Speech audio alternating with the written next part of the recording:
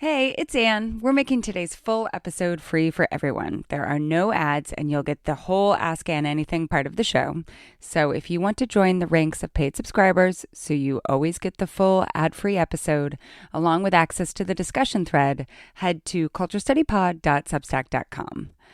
We are so close to making the show completely sustainable, which means that basically we're so close to paying Melody a very sustainable rate and not always being like, we have enough to pay Melody through 2 months from now. And that's only possible because people become monthly and yearly subscribers. So if it matters to you that there are podcasts in the world where no one is telling us like, oh, no, we shouldn't talk about that, or like asking us to talk about other weird things, or, you know, we can reject any ad that asks us to say like vaguely fact-phobic things about shapewear. If you want a podcast like that in your life and you want it to keep going, please consider subscribing today. So one more thing. Melody and I talked a lot about what kind of episode could possibly come out the morning after election night. There's no right answer. There is no episode like this. It's just impossible. So we're taking next week off. No matter what, it's going to be a very intense week.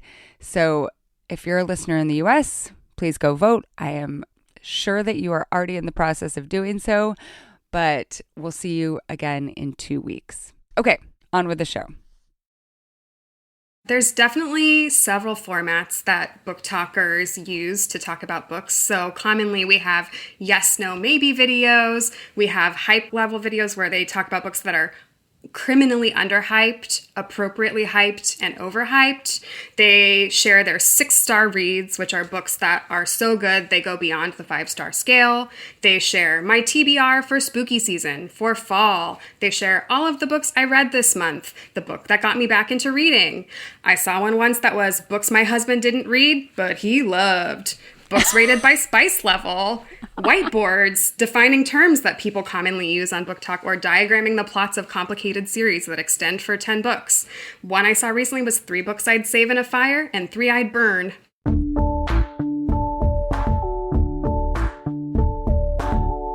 This is the Culture Study Podcast, and I'm Anne Helen Peterson. I'm Alyssa Morris, the author of Romancing the Phone, a Substack newsletter about BookTok trends. Everyone, it is so good. I'm supposed to say this at the end, but I want to say it at the beginning. Like, I'm obsessed with it. It's fantastic. And I think part of why it's so good is your particular training and background. So can you say a little bit about that? Sure. So I've been reading romance basically my entire life. The way I was introduced to romance novels was not BookTok, but a series of Avon published romance novels that only existed in the early 2000s called Avon True Romance, that were YA romance historicals for teenagers written by the popular authors of the time. So like a Beverly Jenkins historical romance for teens. And it worked on me. How did you get it? Did like someone in your family have Avon? Like, did they get Avon? No one in my family read romance at all. I just got it on a bookshelf at like a Hastings in Nevada on a road trip or something. Clearly it was formative to me. I remember exactly where I bought it. Hastings. That's where I used to like go browse like, oh my gosh, are they going to have like a live album by Tori Amos in like 1998? And if you were super, super lucky in North Idaho, they would maybe have one. But I thought it was like the peak of sophistication. They also had Jules' poetry book. That's your romance background. What's your other training in? Well, so I eventually interned at Penguin right out of college, working for a romance imprint. And then I actually ended up going over to work at Amazon on the books marketing team, where I was the only person on that team who proudly read romance, and a lot of interesting opportunities came my way because I was actually reading romance novels and I could talk about them. And that so is from wild. That's wild. So I was 23, 24, and they ended up letting me pick the best romance novels of the month while I worked there, because previously they were just using a spreadsheet and averaging star ratings. No. Yeah. Oh, that's wild. You're like, you know, this is a wide open, like, I just can't believe that they didn't think like, oh, maybe we should have someone. Were there any other genres? Like, did they have someone who actually read like sci-fi or fantasy? Oh, pretty much everything else someone was reading. But romance was the one that no one was interested in, even though, even at the time, romance was like a huge part of where they were making money in the books category. Right. Right. So what interests you so much about BookTok that like you would dedicate an entire newsletter to it? So I think part of it is just, it's like a shadow version of the publishing industry at this point, right? I started looking at the New York Times bestseller list, and I'm obviously very conversant with popular authors and books. And there were suddenly all of these authors I'd never heard of hitting the New York Times bestseller list. And it was because they were independently published romance authors or other authors who were going viral on BookTok. And it was like sort of reaching out of that bubble into the broader world. And so I wanted to learn more about where these people were coming from, what they're writing about. I think romance trends are an interesting indicator of where we are, like the national sentiment and what people are trying to escape from or what their fantasies are. Yep. And I think that that's like very clear on BookTok because the kind of reading that a lot of people are doing on BookTok is escapist, it's fantasy. And so it's all of these books that like maybe are a little bit outside of what people think of when they're thinking about what readers are reading. Yep. But they're actually the thing that most people are reading on a pure numbers scale. Absolutely. So I think that there's like some part where people are like, oh, BookTok, is that just like people talking about Sally Rooney's intermezzo when it comes out, right? Like, no, that is not. No. I mean, there are some people. There's lots of people talking about Sally Rooney, but people are talking about everything. Right. And the other thing, I wanted to shout out your excellent recent piece on hockey romances as an example of what you can do. Like if you look at a trend that's happening in BookTok, but also just like in romance generally, and why it is working the way that it is and how it connects to larger societal and ideological trends. Like it's really good. So we will link to that in the show notes. Because you have this background in publishing, I think you're the perfect person to answer this. Before BookTok, how did a book take off in popularity? That is an excellent question, partially because the publishing industry is notorious for not having a lot of data about book sales or how these things happen. And so it's like a lot of vibes-based marketing. And BookTok is really just the most recent version of that. They know that BookTok is working, so they're funneling all of their energy into BookTok. Do they know how BookTok is working? Like how to make something go viral on BookTok? Absolutely not. And before it was Bookstagram, before it was BookTube, that's just, similar versions of the same thing. Before that, it was blogs. There are still some popular blogs, like Smart Bitches Trashy Books is incredible, and they're still around. And, before some of it's the Amazon algorithm has gotten better and better. There used to be far fewer self-published titles, so it was also easier to surface those titles and algorithms. And now there's just so much that tools like BookTok are a necessity for book discoverability because there's just so much.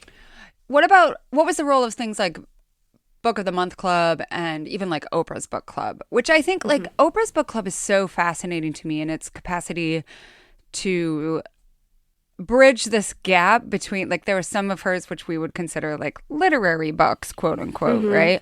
And then there were other things that gained a modicum of prestige, like a middlebrow prestige by being selected by Oprah.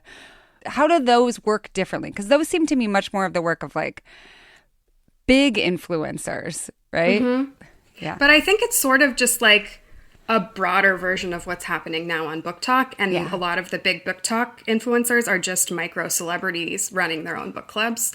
And they even operate book clubs on a platform called Fable, where they pick a book every month that all of their... Fable is very interesting. They pick a book every month that all of their followers on that platform read. There are probably hundreds of BookTok book clubs on this platform where they host the discussion. And recently, the most interesting thing I found is that several of the biggest romance book clubs on Fable this month were reading a marketing zine published by Hinge about 6 different couples that met in real life on Hinge, and their stories were written by people like Roxane Gay.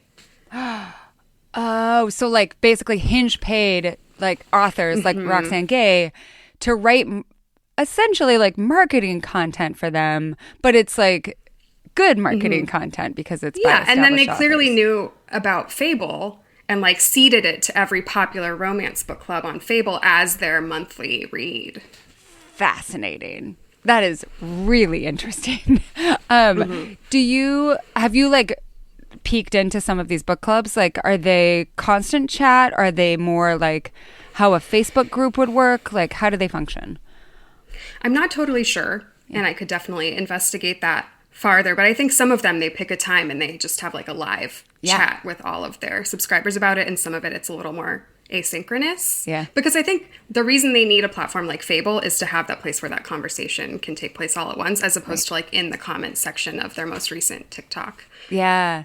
Yeah, that's so interesting. I always go back and forth, with a platform like Substack. I have seen people try really hard to do book clubs. Mm-hmm. And when you have asynchronous commenting, there's just not the energy there. Yeah. But then people also dislike, like, especially with time zones and global readership, like it's hard to have a synchronous chat unless there is an event of some sort, like the Oscars, whatever, or a presidential debate. But I'm wondering if, these influencers are big enough, their following is big enough that you can, like, the book club itself, like, it is an event. It is a spectacle. It is a chance to also be with others in the fan community. That's really smart. And there's so much passion with all of these readers, so that's a really good venue for them.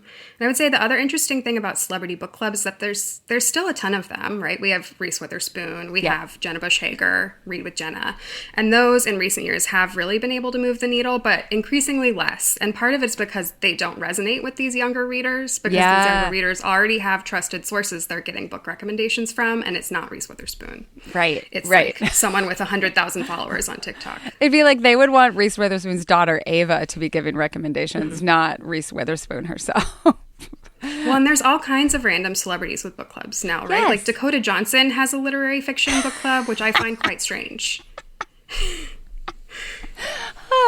Okay, that's a good idea. We got a lot of great opinionated questions from listeners, and we're going to try to go through all of them today. So this first one is about the paradox of BookTok. This comes from Naya, and Melody's going to read it. One thing I've always wondered about BookTok is how much of it is actually about reading and how much of it is about the performance of reading. I feel very torn about the pull to move reading online, as on one hand, the BookTok community genuinely seems to pull people, young people especially, into reading and book fandom. Yay! But on the other hand, the very online, fragmented, performance-oriented experience of being on TikTok seems to train your brain out of the very kind of focused attention you need for reading in the first place. How do these two tendencies stack up in the end? Love this question. It's like the question at the heart of so much of this. So attention span that works for TikTok is not the attention span that works for immersive reading. What do you make of that tension? I think that's really interesting, especially the part about performance, because to me, part of what's fascinating about BookTok is some of the shift away from the shame about reading popular fiction and romance in particular. So in that way, it's not how I've always thought about performative reading, which is like where you have a copy of Infinite Jest on your bookshelf to show how smart you are. It's like totally different than that. And I was someone who hid all of my mass market paperbacks under my bed in my dorm room as an English major at a liberal arts college. So I think that's a really interesting shift in the past 10 years where like these are very conventionally attractive and popular looking women being very proud of the kinds of books they're reading and how much they're reading. And there's no shame there. So I think it's a very different kind of performance than what you might think of in the past as performative reading. Yeah. And more of the performance is like the bookfluencing of it, right? Where it's the aesthetic, the bookshelves behind them that are custom built and filled with special edition copies of their favorite books that they've gotten and are now unavailable to purchase. The edges are sprayed with designs. The covers are bejeweled in some cases. So the books have become these visual objects in a way that I think is new. But otherwise, a lot of the women who are making these videos look like someone who might be in a Rush Talk video, even if they're like a little more dressed down. They're wearing a big sweatshirt or something. Yeah. And I think some of the performance is that a lot of them are all talking about the same narrow set of books. Mm-hmm. So the performance is like you have to have an opinion about ACOTAR. You have to have an opinion about Haunting Adeline, which is this like very dark stalker romance with a very long list of trigger warnings at the beginning. So I think that that's where the performance is that you have to show you're participating in this same conversation. I'm fascinated by the ways that like there is this expectation that you have like almost like a canon in many different areas of BookTok where you have, like, of course you've read these 20 books, these 30 books. And what it allows, though, instead of just being like, oh, everyone's reading the same 20, 30 books, it allows, it's like a lingua franca. Like, it's a way to talk about, like, this is how this was different from this book. This is how I felt about this book because it's also how I felt about this book. You have common points. Like, it's almost a form of monoculture within the genre that allows you to then break off and recommend other things as well. So I don't think it's like a horrible thing. It's like people who are like, if you loved this blockbuster, then you should check out this indie film almost. Yes, I saw a good TikTok recently, and there were several like this that was, if you loved Glenn Powell in a tight, wet, white t-shirt wearing a cowboy hat and twisters, you'll love these books. What can you, okay, I'm gonna have you send me that one because that yes, I do like that. So I would like. So do I.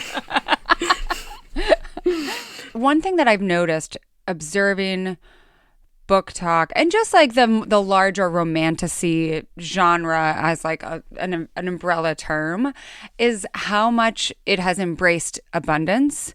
Like so much of it is about like, I have read this many books and these books are so freaking big. And to get to the heart of this question, I do think it's possible and actually probably a very good practice to be able to switch from those two modalities, right?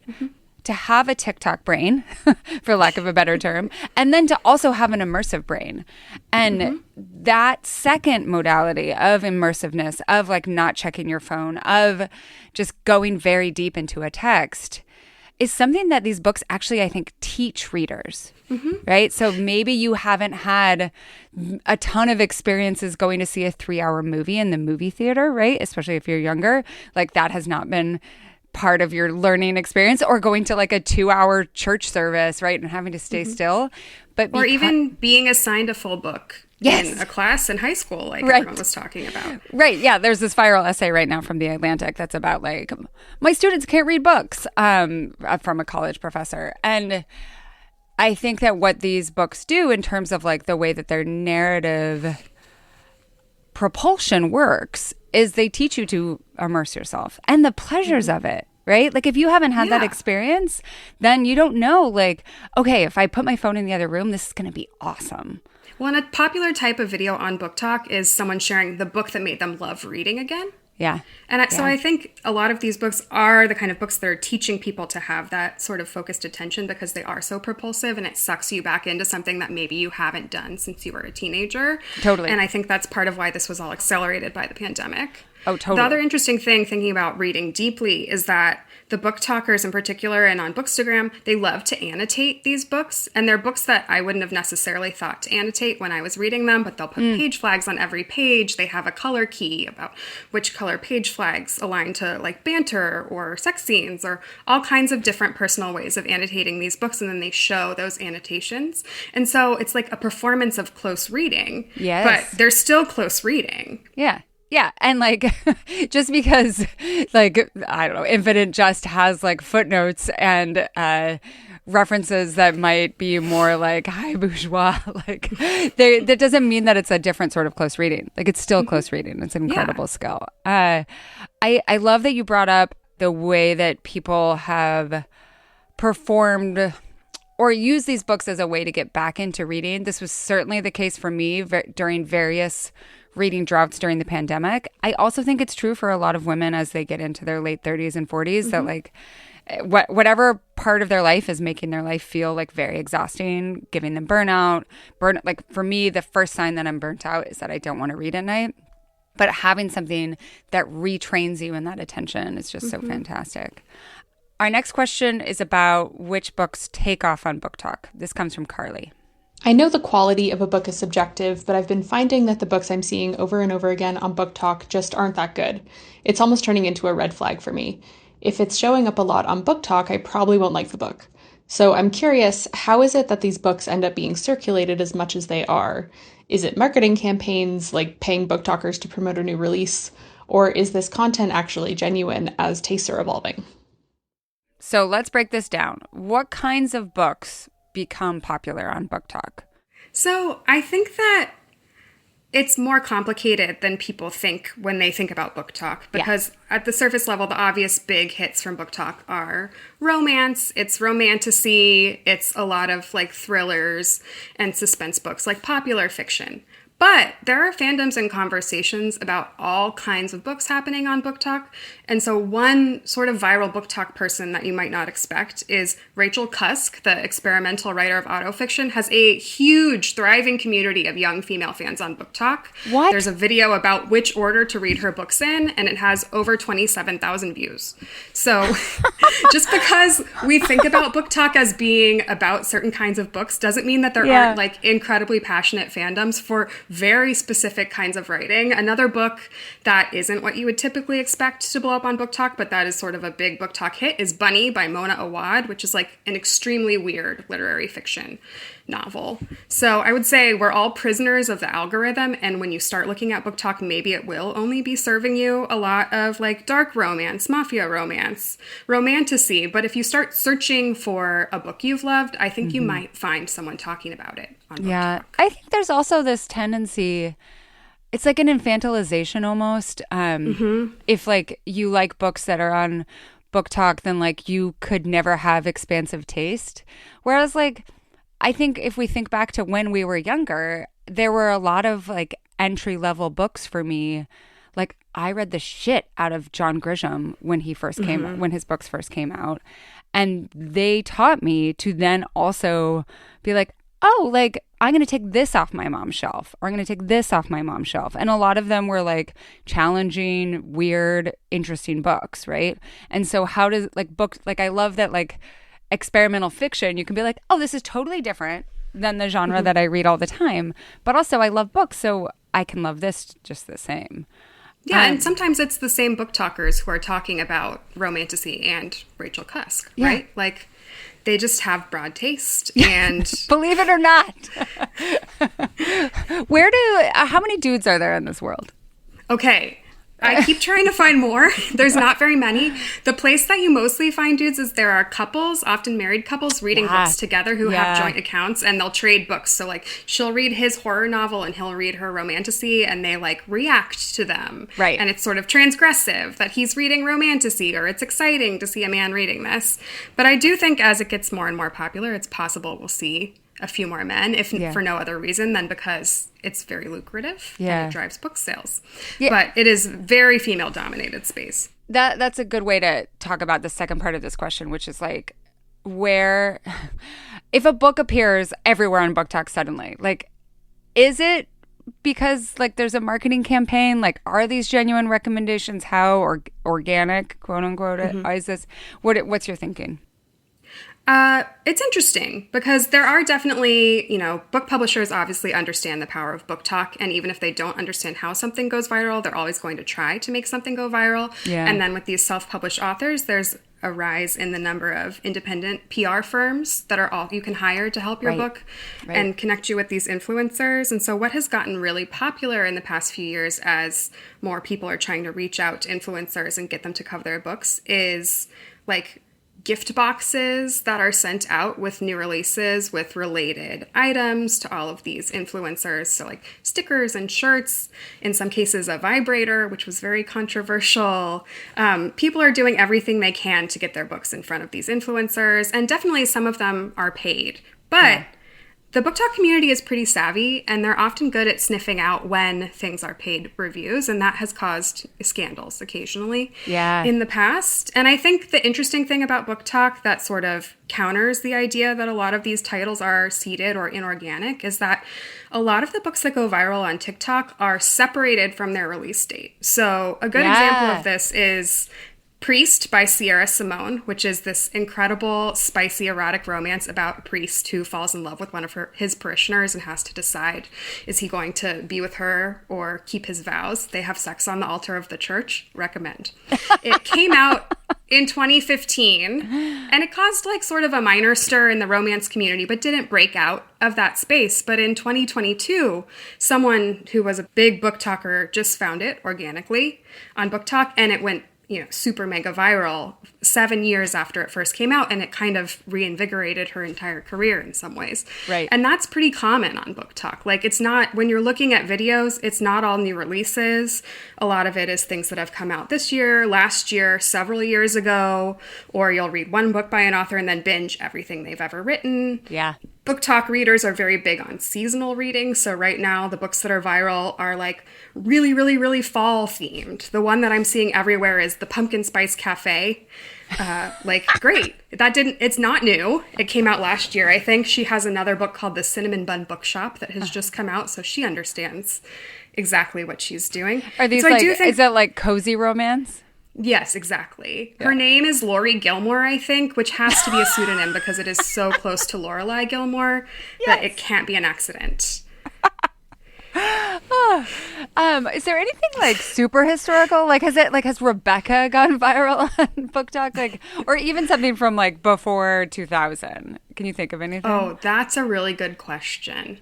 We can, if you think of something later, we can put it in the show notes. But I would love that. There must be, but it is, I would say, things from the past 10 years. In some ways, I tell people that it feels like we're living 2015 all over again, which is sort of the last boom of independently published romances breaking out of their bubble. And a lot of the popular authors on BookTok now are authors that sort of came out in 2015 and their books are being rediscovered. I have one last interesting thing here, just on the topic of tastes evolving in connection with BookTok. One thing that I'm seeing, I don't have anything other than actual sort of anecdotal data for. A lot of the books that people are reading and talking about on BookTok are in Kindle Unlimited, which has come up on the podcast before. It's the sort of Amazon streaming service for books. You pay a monthly fee. You can read anything enrolled in the program. But authors whose books are in the program get paid based on the number of pages of their books read each month. And what I'm seeing is that genre fiction books are getting longer. So books that I wouldn't have typically expected to be longer than 300 pages, like rom-coms, I read a 480-page sports romance recently. That's too long. It's too long. And you feel how long it is. And obviously the romantasy books are long too. But I think we're sort of seeing this return to a Dickensian payment model where the writers are being paid by the word and it's influencing what they're producing. And when I ask younger readers about it, they love it. They want the books to be as long as possible. Yeah. So I do think that's one way where tastes are genuinely shifting because of what is popular on BookTok and the way that people are reading now. Yeah, it's almost like I think about this a lot, like that TV series, that 8-part TV series should have been a movie. But if you are used to thinking about the narratives that you consume as these like super long, drawn out, like not even just one book, but like many different books, like who cares if it's one book, right? It's like the length doesn't matter in terms of you just want to be in this story for longer. But like rom-coms should be 90 minutes to max 2 hours, and a rom-com book should be 300 pages. That is my Exactly. It's also sort of the fan fictionification of these books, because popular fanfics can be, 600, 700,000 words long. And these readers are reading fan fiction and these independently published romances, and to them there's not as much difference than maybe another reader would expect. So their expectations and the way they read are different. The other thing I want to address quickly is this idea, like, and we always come up against this when we talk about, I think, romance, fantasy, anything that's considered genre fiction, right? Is like these books aren't as good. And do you, like, as a romance reader, like someone who has taste within romance and is not trying to compare romance as a genre to like literary romance, like, do you think that the books that get featured on BookTok are quote unquote worse?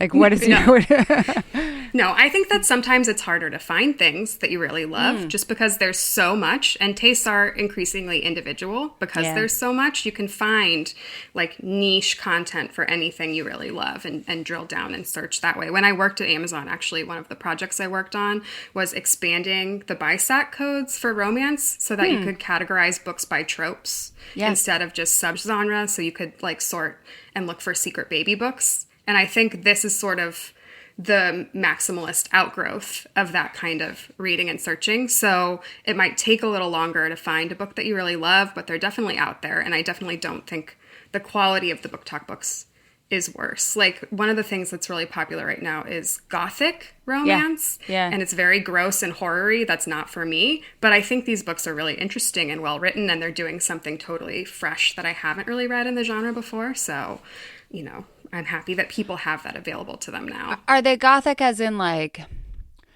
a little bit of vampire, or are they more gothic in terms of like I would say ghosts? like real, just really creepy, very almost body horror, lots of gore. I read one called Nocticadia about like flesh-eating worms that live in your body, and a mysterious college on an island surrounded in fog, where they're the only people who know about this worm-eating disease and the only people studying it. This seems very related to like climate change and like horror of the world to me. Yeah. Oof. Yeah. I also think the presidential election is going to have a big impact on what is trending on BookTok in the next 6 months. So we've mostly been talking about readers on BookTok. So our next question is about the role that BookTok plays for authors. This is from Andrea. Social media was at one time presented as the great democratizer of fame.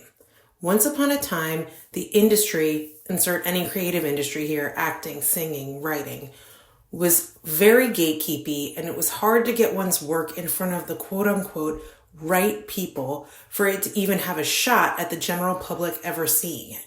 You had to have an in or know someone, etc. The advent of social media flipped that idea on its head by allowing people to put themselves and their work in the public eye without the help of anyone from traditional industry pipelines, which seemed really good on its face. However, at this point, the whole process of getting a book deal has been flipped on its head, and now it seems like no one will even consider publishing a book if the author doesn't come to the table with an already built-in audience via social media or Substack. You have to prove you have X number of followers who will buy the book before anyone will consider publishing it, which puts a whole different kind of pressure on authors to not just be writers, but cults of personality, and create entirely other types of content sometimes just to gain this audience that is now necessary to get their foot in the publishing door. It also means that a book doesn't have to necessarily be well written or quote unquote good to get published. Its author just has to be popular on BookTok. So my question is, with all of that in mind, is BookTok good or bad for authors? Are they better off now than they were 20 or 30 years ago when the path to getting published was very different? So the first thing I would say is that I think a lot of this is true in terms of like how difficult it is to get a book deal if you don't have a large social media presence. But at the same time, I interview a lot of authors who like I know from when I'm linking to their social media presence that they either have very little or they have started a newsletter or started an Instagram in order to promote their book. So they got the deal without it. And these are not massive deals by any stretch of the imagination, but like it isn't as clean of a delineation as like if you don't have a huge social following, you cannot get a book deal. Yeah, But it is still very possible to write and sell a book to a traditional publisher without an existing platform. Agents are still looking in their slush piles. There are plenty of debut authors that aren't building their career off of TikTok. I do think if you want to be an author, you do have to think about social media more, because once you get that book deal, you're going to be responsible for promoting that book on some platform or channel. Yeah. And that's just the reality of the business at this point in time. But like, you don't have to have one to start with. Yeah. And I would say also that a lot of the authors that I'm friends with, the way that they have sold the most books is not through the actions of traditional publicity. And, you know, they're like, yes, getting placement in People magazine still like can move books. Going on a morning show can move books. Doing podcasts especially can move books. But the huge way that they have like become New York Times bestsellers is through their social media channels and their own work. So I think that is a reality. But the second part of the question and like getting a book deal because you're big in BookTok, all of that stuff, like what are your thoughts there? It's definitely true that building a social media platform or having success as an indie published author can be a way into the traditional publishing pipeline now. Like there's really a race among all the big five if something starts going viral to sign that author for their next books. And more authors are getting book deals through those channels than before, but it's been sort of more or less true for the past 10 years as self-publishing has become more of a thing. The publishers have always been trying to buy the big sensational self-published books and move them into the traditional publishing pipeline. Yeah. And now many authors are opting out of traditional publishing entirely because there's another option for them, or they're choosing to go hybrid, which means they have both traditionally published and self-published titles. And so when I talk to young writers, what's interesting to me is that often their first goal is not to get an agent or a book deal, but to build a platform and self-publish. That to them is the most natural path. They're digital natives. They're already comfortable on these social media platforms. And they see that as the path that allows them the most creative control over their career, which I think is interesting. So it's very different than how I would have thought about getting a book deal even 10 years ago. Yeah. But in some ways, I think that's great. Like this can be particularly true for creators of color and LGBTQ plus writers who've been historically kept on the fringes of traditional publishing. And now they have an ability to launch their career and have all of these levers they can pull without those gatekeepers. For as much as we talk about how algorithms, I think, are like racist in all of these different ways, like, you know, who's more racist is oftentimes the book publishing industry, right? Like who has this understanding of like who will buy which books and who will buy a book by this reader or with this name or all of that sort of thing. Like there's such antiquated understandings. There's still tremendous barriers to getting your book seen in this increasingly crowded landscape, and the TikTok algorithm does diversity no favors. It's pretty racist. It serves up a lot of content from different creators that promote the same handful of books. It's hard to find anyone other than white women. And you can see this reflected in the New York Times bestseller list. Like the same handful of books are sticking around for longer, for many weeks on end. In 2023, Colleen Hoover and Fourth Wing were the longest lasting number ones on the list. And things can sort of hit the list again and again and again over several years. So in the past few weeks, there was a special edition bind up of I think 2 or 3 of the Bridgerton books in like hardcover that's very beautiful. That hit the New York Times bestseller list, which you wouldn't expect. A hardcover version of Beach Read has been hitting the New York Times bestseller list, and that came out in 2020. But these special editions are sort of just selling over and over again, which reduces the number of voices and authors that are becoming popular. And if you look at the Ripped Bodice Diversity Report, things are actually getting worse with the rise of BookTok. So the percentage of BIPOC creators at publishers peaked in 2021 or 2022 in most cases and dropped in 2023. And some of that is because the publishers are chasing the big BookTok books, and that has changed how many diverse authors they're acquiring. It kind of reminds me like the ways that money is funneled towards like these boxed editions and like stuff that's already popular. Like it's not dissimilar from like Taylor Swift and like reissues and buying the special CDs and like all of that stuff, right? Like there's just a lot of energy that's directed towards amassing artifacts of the primary object of fandom, right? Instead of, and like this is not a critique of Taylor Swift, like she's just being Taylor Swift and like reissuing stuff, right? But it does have this secondary function of like funneling more attention and more resources from the fans themselves towards the same narrow like, selection those items. Of things. Yeah. When we can talk about Taylor Swift in connection to this question, because she announced her book and it is being self-published because the traditional publishers don't have anything to offer Taylor Swift. And so I think that's also interesting. They don't have anything to offer Taylor Swift, and increasingly, maybe they don't have anything to offer other authors who have different paths to publication. And so how is that going to change the books that we're seeing get popular and how people discover books and how people publish books in the next several years? Yeah, I mean, I think I was talking with a cookbook author recently, and she is exploring some ideas of like author equity. Because a cookbook especially, you're developing the recipes. Like if you can fund the photography or if you do the photography yourself, and then the vast majority of the profits go to you, you know, and like if you're doing most of the promotional work as well, that seems in line with how it works, right? Yeah, well, I think a lot of the angst baked into this question is the fact that traditional publishing is not serving writers as a whole as it once did. Because there's such an expectation on authors to promote their books themselves, and there's such limited resources and marketing resources at publishers that really it's up to these authors, unless they're like the biggest titles, to move the needle themselves. Yeah. There's an expectation that they do most of the labor of marketing their books on social media and on other channels without much support. Yeah. On TikTok, there are some authors who have their own channels, and some of them do it better and worse than others because, like we talked about, readers are pretty savvy. And so recommending your own books almost never works because it feels phony, right? Like it needs to be organic from someone else. And what these successful BookTokers do is they do a kind of bait and switch. But if they do it well enough, then like they go viral enough that it still works. So the one I'm thinking of is there's an author named Mads Rafferty, and she writes romantasy, and she'll post like very traditional kind of standard BookTok videos, like 10 shadow daddies in romantasy that I'm loving right now. And like one of them will be her book. And so she's incorporating it into videos that feel more organic, but she's still promoting herself. Right. It's so interesting that like self-promotion doesn't necessarily work with BookTok. I think because the reason you're coming to these accounts is for their taste, right? Mm-hmm. Whereas like, I think as like a newsletter writer, I don't have any qualms about promoting my book because like this is more of the sort of content that you want from me. Like you're not coming necessarily for my book taste. You're coming for the other things that I write. The other thing that I'll note is I do think there's kind of a somewhat generational divide in terms of like this allergy to self-promotion or for like building up your platform first and then becoming a writer, or concentrating on building up your platform while also writing things.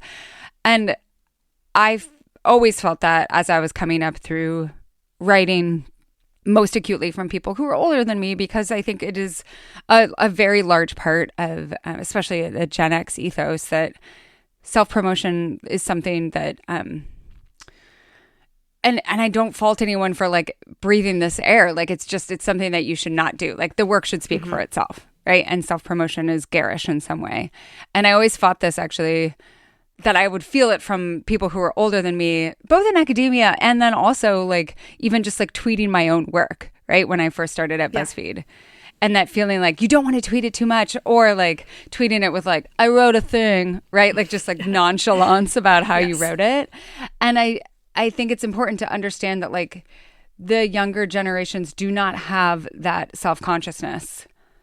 They don't, and they also have different strategies on how to promote themselves, particularly related to books, that I think are very interesting. So a lot of what these authors do is they commission fan art of their characters by artists, and that's the thing that drives book sales for them. Like fan art is so popular, and that feels a little bit less like self-promotion if you're also promoting another artist's work in connection with your book, and it like is sharing the vibe of the book. Or they'll do cover reveals, have been a big thing in publishing for the past 10 years probably, and that's one of the steps along the road to promoting your book as you do your cover reveal.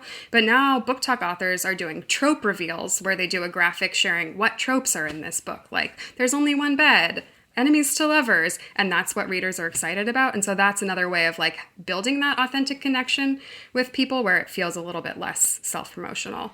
You have a post where you break down like kind of the different kinds of book talks that I will link to in the show notes because I think it's super useful if you're not as familiar with this world.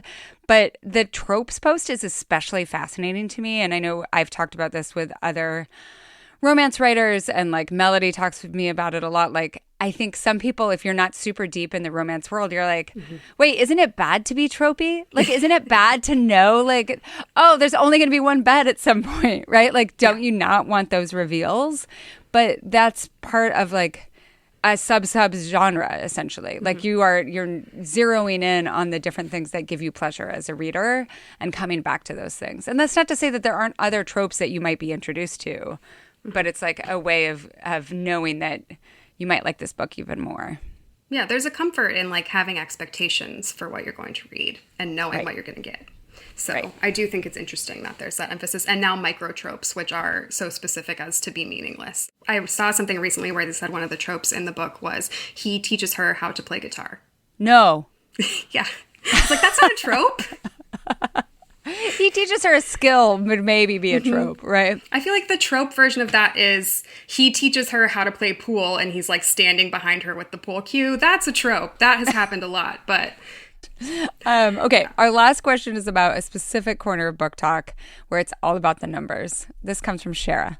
As a big romance reader and follower of BookTok, please help me understand the disbelief around people reading a lot. Every month, someone goes online to say people can't read more than 100 books a year and work and have a life. There's no doubt that some of the heaviest readers on my feeds are women primarily reading romance. Is it misogyny because it's women? Is it snobbery because it's romance? Is it anti-intellectualism because who could ever enjoy reading? I usually read more than 300 books a year, and I still have friends, family, a job, and a healthy social life because I prioritize reading in my downtime.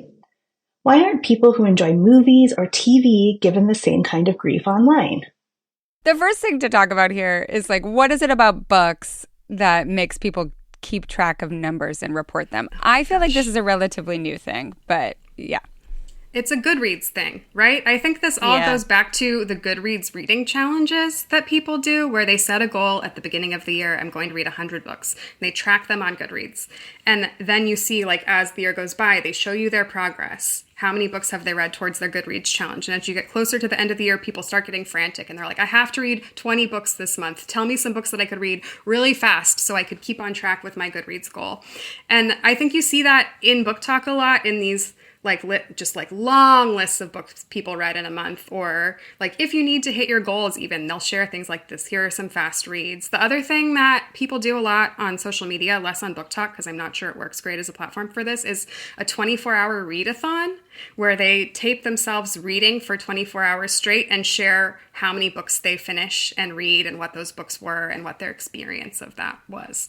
So that's a performance of reading, if we want to go back to that. And I think the most performative thing about a lot of this is sharing the numbers of books you're reading. But I don't feel like it's that new outside of the Goodreads reading challenge with romance specifically, because romance readers have always been high volume readers. What I think has changed is that some of the barriers to entry with price have been reduced because we have self-publishing, we have the Libby app, we have Kindle Unlimited. You can read a lot more books for a lot less money these days. How much is Kindle Unlimited a month? It's $11.99, I think, but you can sometimes get it on sale. Yeah. I'm just thinking about like, used bookstores have trafficked in like dollar used novels for a very long time, or even like lending libraries or libraries, right? You could get as many books as you want from libraries. They might not be all the like new releases, but there are thousands and thousands of books that you can read in a particular genre. And I've talked about this before. I actually think that like the reading challenges is all part of like optimization culture and like how can I make my reading feel productive in some way? Like I just think it's shitty. And also like the idea that like you should be fitting in like short novels that you can tear through just to reach a number. Like why? Why are you doing this? Who is this for? Like I saw a tweet where someone asked if they could track the picture books they were reading to their newborn baby on Goodreads and include them in their Goodreads reading challenge, which I thought was fascinating. No, it doesn't matter. Like you should just read. It's meaningless. Read the books. Read the number of books, and I also think that it turns like sometimes for better, sometimes for worse. It turns you into like you're self-conscious about your reading list, right? And I think like what it did encourage me to do, since I was always like talking about the books that I was reading, the one year that I did this was I definitely need to get more authors of color in this list. And so that like I broadened my taste in that capacity during that year and continue to, obviously. But like when you're publishing, like when you're telling on yourself, if you're only posting novels written by like white women or white dudes, I can't believe that people like... if we broadcast how many hours of like reality television that we watched, like people wouldn't be like, I can't believe you watched that much reality television. Well, I think there is still some shame around watching TV, right? And maybe it was totally. Much more of a shameful thing in the 90s. And, maybe it's less so now with the advent of streaming. Everyone's like, well, I can't be that shamed because everyone watches so much TV, or it's like such a passive activity as you're doing other things. And maybe that's part of what's controversial about reading so much, is that you can't split your attention when you're reading. You're not doing anything else when you're reading.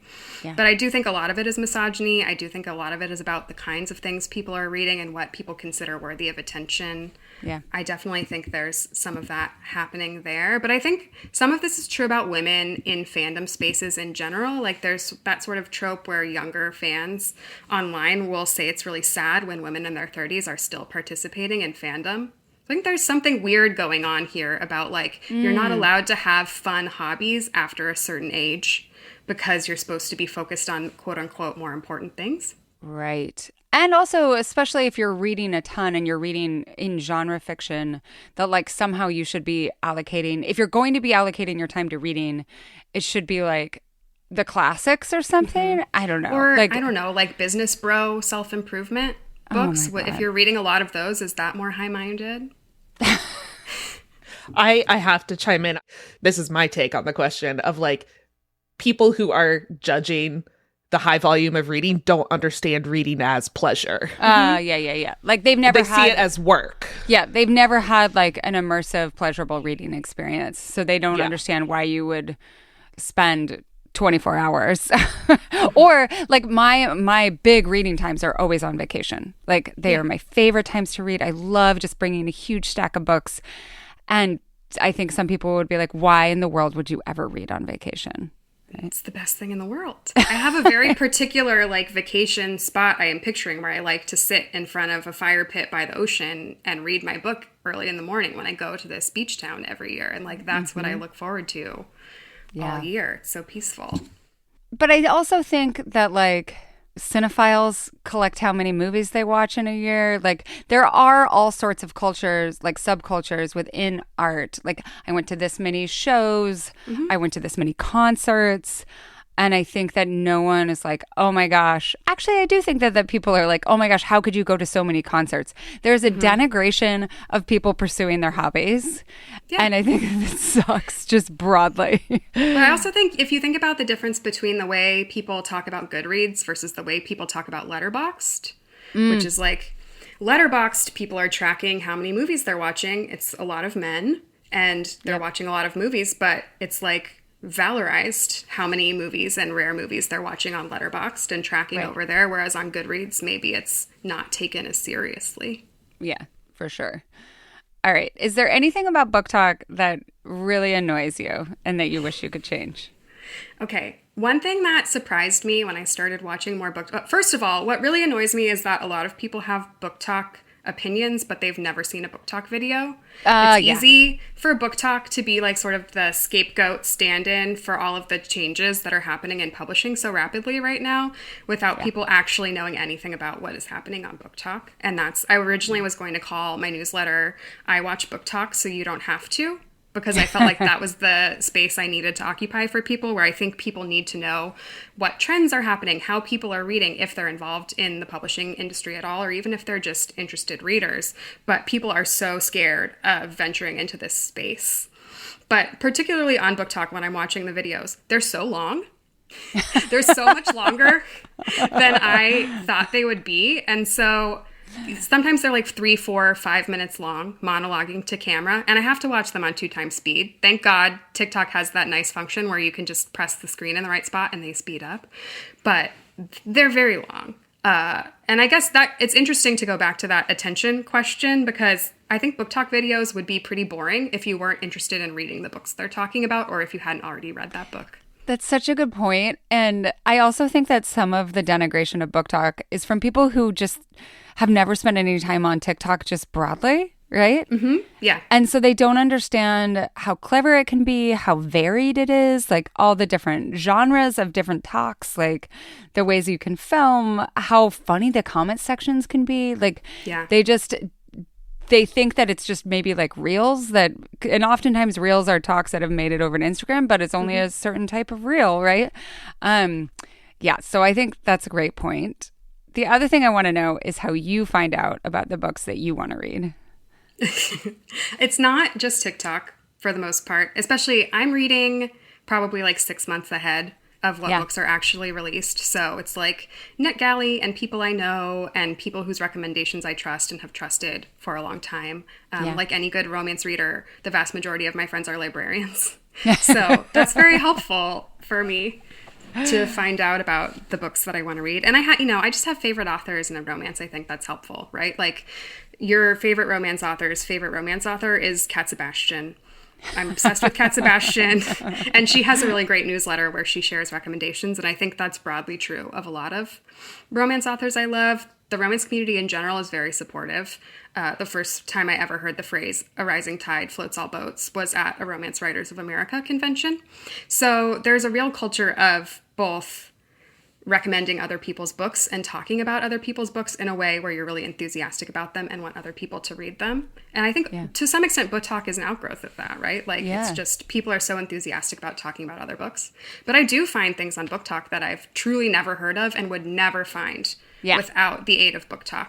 And then from there, you kind of hope to train your Amazon algorithm a little bit to serve you more books like that and, go down the rabbit hole of that author's social media and things like that. So it takes work to find new books. Yeah. Is there a Bookstagram account that you would encourage anyone to actually follow? Like not just hope that they show up in your algorithm, but press that follow button so that they always show up in your algorithm. I don't have any particular favorites yet, partially because BookTok doesn't serve you the same people over and over again. You really have to fight the algorithm to get the same people, even if you follow them. But there is someone I really like on Instagram. I just think she has, a lot of it is just, I agree with her taste. Yeah, I love that. Her username is A Paperback Life. And she has both nice aesthetic content and I just generally like the books that she's talking about. They're nothing out of the mainstream. It's usually just traditionally published rom-coms and sort of more dramatic contemporary romances. But I just think she's charming and interesting. And then I have a friend who has an Instagram account called Eating Reading, where she does flat lays of books with foods that she bakes that align with the vibes and aesthetic of the book. So sometimes I do You're like friends that. with her? Yeah, Follow her. She's oh so my gosh, good. she's one of my best friends. Oh my God. Tell her I love her. I will. She will be delighted. That's amazing. But I like the sort of aesthetic content. Yeah. Sometimes the other thing I'm trying to get the algorithm to serve me is custom bookbinding content, because people are so obsessed with special editions that there's a lot of special bookbinder influencers who will make their own special editions of books they really love. And so that intersection of books and crafts I find very interesting. Book arts was a big thing that you could take at my college and also at this high school that I used to teach at. And I'm obsessed with book art. It's fascinating. And so I would really like that content. The last question is, what is a book that you have recently read that has surprised you? That you were this isn't my genre. These aren't my tropes. Or not even that genre, but yeah. I've been reading a lot of small town cowboy romances because that is sort of the thing that I'm seeing a lot from different BookTok accounts is everyone is loving small town cowboy books. And I had COVID a month ago, so all I was doing was just lying on the couch reading cowboy romances, and they were very soothing to my brain. The found family, gentle small town thing just really scratches an itch. And the thing that's interesting about them is that none of them are enemies to lovers for the most part. And it made me realize that these sweet, goofy male main characters felt really different, because I'm used to reading so many romantasy books or other contemporary romances that are focused on enemies to lovers, where the characters hate each other for 50% of the book, and the man is so mean to the woman for so much of the book that it's very refreshing to read these sort of gentler books where the conflict is not focused around how much they hate each other. It kind of reminds me of some of Nicholas Sparks's work in terms of a gentle protagonist in a small town, often on the coast of North Carolina. And the absence of politics. Same. That's what I was going to say. I think that is I want a cowboy hero who values people as people, and we don't have to talk about MAGA. Well, the most popular cowboy romance author right now, her name is Elsie Silver. She's Canadian, and I think that's interesting. No, so that keys in. I talk about this a lot on the podcast with how Canadian country, like country music, and the country station that I listen to, because it's the closest one out of Vancouver, like the ideological component of it is dialed so way down, which isn't to say that those politics don't exist in small town Canada, but I think that the tenor is different. So that's really interesting. Where can people find you on the internet if they want to find more from you? They can find and subscribe to my newsletter at romancingthephone.substack.com, and they can find me at my website, alyssamorris.com. This has been fantastic. This is the best conversation. Before we started, Melody was like, oh, this is going to be so good. And she was right. So thank you. This was delightful.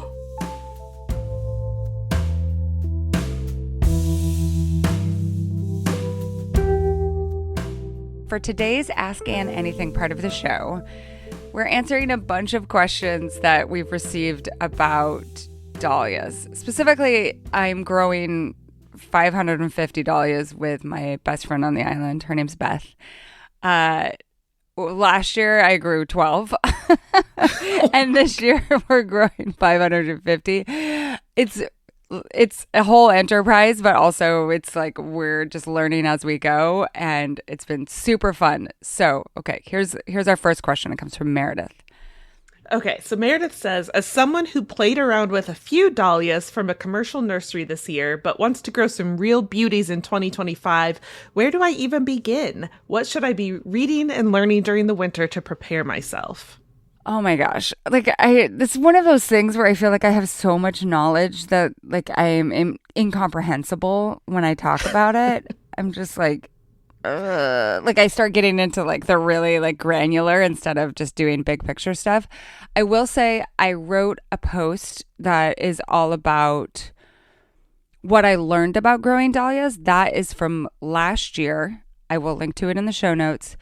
And then I also wrote a post in the spring of this, I don't know, what, like spring, March or something like that, about what's called the Dahlia Wars, which is all about how the growth of dahlia sales and small farms and hybridizers, like how that's all working right now. It's very like, oh, I didn't realize that I was interested in this thing, but actually it's a way to talk about like how capitalism is working right now and how people are thinking about small businesses and monetization and copyright and all sorts of things. So I will say go to both of those posts for some of the nitty gritty, but where to begin? I think the two things to think about are learning about amending your soil and getting a really great situation ready for your dahlias ahead of time. And to do that, you can either join the Dahlia Growers Facebook group, which is nuts. It is over 200,000 people, but people are talking about all sorts of things all the time. And instead of just making your own post and being like, can you tell me how to grow dahlias? You can use the search function in the Facebook group and search for various keywords, and that will tell you a lot of things. There are a lot of experts from all over the world in that group who are very generous with their knowledge. The other thing is you can buy Christine Albrecht's book, which is, I think, called Dahlias from Seed to Bloom. It is absolutely incredible and will tell you everything that you need to know. It's written in a very accessible way. It's not too much information. It's like if you want to get semi-serious about growing dahlias, it's the perfect book. And she self-publishes that, so you can only buy it on Amazon, unfortunately, because it's like sold through Amazon. But the other part of this question is where to source tubers in the future. Mm-hmm. And people because keep of asking. The mosaic virus. Yes. Which I know from you. Oh my God. But then there's also like, there's all of the dahlias are cranky plants. Like they get all of these various diseases. One that people are grappling with right now as they dig is one called crown gall. Or also leafy gall. And leafy gall, they're both bacteria that get into the soil and then affect the plant. And then when you dig it, the dahlia looks, either if it has crown gall, it looks like it's sprouted like all of these brains. It's like brown brains. And then if it has leafy gall, it looks like the dahlia, like there's just like cauliflower growing out of it. But it's like, I will put a picture in because it is so weirdly nauseating to look at these pictures. I don't know if that's just because when you dig a plant that has this, not only do you need to like burn it in a fire, but also not grow any dahlias there for 2 years. So it can be really a pain in the ass. But it actually, I'm going to send you a picture because it's one of those things kind of like, how some people get grossed out by pictures with holes in it, Yeah. It's like that. Yeah, I can't wait to see. But as far as sourcing dahlias, there are a lot of great places where you can reliably buy almost entirely disease-free tubers. One of the huge ones is Swan Island, which is in Oregon. But then there's a site called dahliaaddict.com that you can read reviews of local growers who are not selling tubers that have come in large clumps that have been really kind of aggressively machine harvested in Holland. And then usually you end up with either plants that are diseased or not what they say they are. The best rule of thumb is to try to buy from smaller farms in whatever country you're. There's a lot of Canadian growers, for example. So like Canadians can buy from Canadian growers. Does that answer that question? Yeah. Yeah. Let's do Anna's question. Speaking of the clumps, Anna wants to know, can you explain dahlia clumps to all of us dahlia noobs? What are clumps? What is digging and dividing? What's the benefit and what happens if you don't do it? Okay, so a dahlia is a fancy potato. It is. It's a fancy potato that has a beautiful bloom. And if you plant one, it has to have an eye on it. Like, think about potato eyes. Like, think about if you leave a potato in your cupboard and then come back 2 months later and you have like shoots coming out of the eyes, right? So if a dahlia tuber has an eye and you put it in the ground, you will have a shoot that comes up from that eye and turns into the dahlia plant. Similar also to potatoes, you plant it in the ground and it will grow a bunch of other tubers around it, right? So when you dig up the clump in the fall, one tuber has magically become anywhere from 4 to 20 tubers. And you dig it up, and some people divide in the fall, some people divide in the spring, but what you have to dig it up if your temperatures reliably get into like hard freeze territory, because if the ground freezes, then the tubers will freeze and they'll turn to mush. So you dig it up and then you can divide it, and then you can take all your excess tubers and either turn your entire yard into a dahlia extravaganza, or you can give them away, or you can trade them, all sorts of things, right? You have to store them over the winter, and that's a whole nother question. There are all these different storage methods, but basically you don't want them to freeze or to get too dry. And some people they're don't. both the worst parts of annuals and perennials, is what I'm hearing. They're the worst plants in the world. They're the most difficult, most arduous. If you don't dig it, like let's say dahlias are actually really hard to grow in hot climates. They don't like hot climates. But if you live in like a mild climate, like someone in, I don't know, like Santa Cruz, right? You could just leave it in the ground. But eventually that one clump turns into like 100 tubers. And it's so heavy that you can't get it out of the ground at all. Okay. And it also, like, the plant kind of degrades. So when people talk about other plants, like say a hosta or an iris, and how you have to divide them every 3 or 4 years, it's similar to that. Yeah. So the plant eventually needs to be divided no matter what.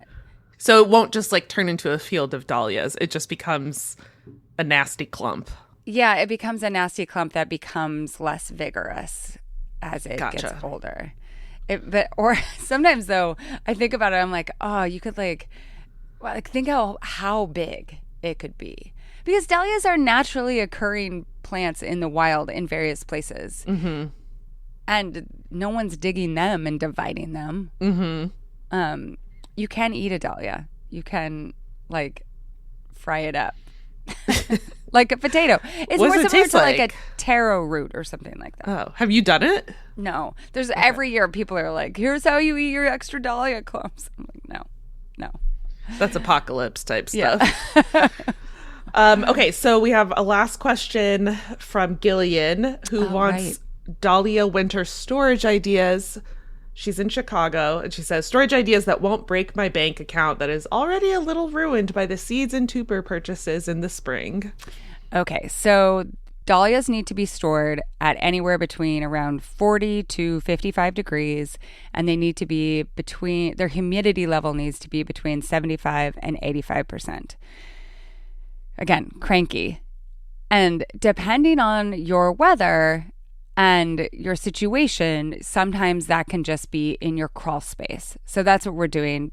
Beth's house has a crawl space that's under the entirety of the house. And last year we bought like this little Govee, Govee. You can, like, they're little portable thermometers / things that measure humidity. And you can put them into like the little shoe boxes where we put them with vermiculite to make sure that they stay at the right temperature. And like an alarm goes off on your phone if the temperature and humidity aren't right. So we know that it stays a very consistent temperature and consistent humidity level down there. And that's where we put them. A lot of people who don't live in homes don't have crawl spaces. Mm-hmm. And the solution I've seen is getting a wine fridge off of like Facebook Marketplace. Because the thing about a wine fridge is that you can really granularly control the humidity and temperature level, because wine has to be stored at certain humidity and temperature levels. So people use what's called the saran wrap method, which you can Google saran wrap method dahlias and it'll come up. To wrap them in a smaller space and then put them all in a wine fridge. So people report getting wine fridges up for like $50, right? Then you have a wine fridge, but like, you know, your dahlia fridge. Yeah, you just have your fancy potato fridge that's over in the corner. So hopefully that will help. But if Gillian has a crawl space, that might also be an option. And I would try using either plastic shoeboxes and vermiculite or plastic shoeboxes. Some people use peat moss. It's not as sustainable. Like peat moss itself, like digging peat moss is not sustainable and not good for the world. Plastic wrap, also not fantastic for the world. Vermiculite is a renewable resource. It's more expensive though. So there's drawbacks to all of these options. But then you get your fancy tubers in the spring. Did that answer every question that you've ever had about dahlias? I now have 1,000 more. But I guess the one question that comes to mind after hearing all of this is it worth it? Yes. Okay. Oh my gosh. So the thing about dahlias is that you can create new ones so easily. So if you take a tuber from a plant, that will always create a clone of that plant. But if you take seeds from the dahlia, it's a cross of whatever the mother plant was with whatever was fertilized by the bees, right? From other nearby dahlias. So there are so many different variations, and breeders are coming up, hybridizers are coming up with new beautiful variations all the time. So like if you're a person who loves collecting, if you like organization, if you love like that anticipation of like, it's gonna bloom, it's gonna, like, what is it gonna look like when it blooms, like all of that, like that is a super fun part. Beth and I were talking about the other day how both of us like really loved collecting baseball cards and like Star Trek cards, and like we like puzzles and like putting things where they go and organizing and all of those things are very much part of dahlia growing, collecting, and that sort of thing. Plus, like one of the exquisite things about dahlias is they start blooming later in the season. So usually in most places mid-July to late July. They really start going in August, and then they bloom until your first frost. So when most other parts of the garden are really saying goodbye, dahlias are at their peak, and They love to be cut and love to give you even more blooms, and they're just beautiful. So I think that for me, that makes it worth it. We also live in arguably the best place to grow dahlias in the world. Oh, wow. Yeah, like there's a reason why I would say like a dozen of the top hybridizers in the world live within 100 miles of where we live. Wow. So that makes it easier on us. So yeah, we only get up to like 75 degrees in the summer, but that's what dahlias love most of all. Jeez. I know. Maybe I'm a dahlia. I would thrive under those conditions. You and Bobby just come live on an island. Come dahlia farmers. You should make a special culture study hybrid. Well, right now we call ourselves Lummi Island Dahlias just because that was the easy thing to come up with. There are a lot of other people who grow dahlias on this island. But we might, if we do hybridize, we haven't started this year, but if we do, we have to think of like what our prefix will be, because people, sometimes it's their last name. Sometimes they have there's like a farm that all of their dahlia prefixes are for like their dog. So we have to think about what ours would be. Amazing. Yeah. We'll address that next year. Well, that's the other thing is once you get 1 year of you're like, oh, here's a brand new dahlia that no one has ever seen before ever in the world, right? But then you have to let it grow for anywhere from 3 to 4 years to make sure that it's steady, that its genetics are steady. So it takes a long time to birth a dahlia into the world. The arduous labor process. Thank you for humoring me. If you have more dahlia questions, you can find me on Instagram where I will be posting about them forever. And thank you for all of our question askers for being curious about this weird hobby of mine.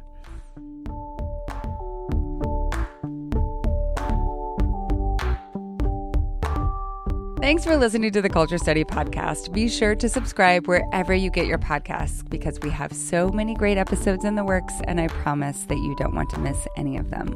If you want to suggest a topic or ask a question about the culture that surrounds you, or submit a question for our subscriber-only advice time segment, go to our Google form at tinyurl.com/culturestudypod or check the show notes for a link. Today's episode is free for everyone, so if you like what you hear and you want to support the show and make it sustainable in the long term, head to culturestudypod.substack.com. It's $5 a month or $50 a year, and you'll get ad-free episodes, the Ask Ann Anything segment, weekly discussion threads for each episode, and a link to a special Google form so that your questions go to the front of the line. And if you're already a subscriber to the Culture Study newsletter, you get a really great deal on the pod. The link is in the show post. Just click on it, and if you're a subscriber to the newsletter, it will show up for you. If you're not a subscriber to the newsletter, it will not show up for you. So you have to use that little link, though, in order to get the discount. And if you are a paid subscriber, head over to the discussion thread because I want to hear all of your thoughts about BookTok, about your exposure to it, about how people talk about books and popularity contests with books, all of that stuff. Let's go talk. The Culture Study Podcast is produced by me, Anne Helen Peterson, and Melody Rowell. Our music is by Poddington Bear. You can find me on Instagram at Anne Helen Peterson, Melody at Melodious47, and the show at Culture Study Pod.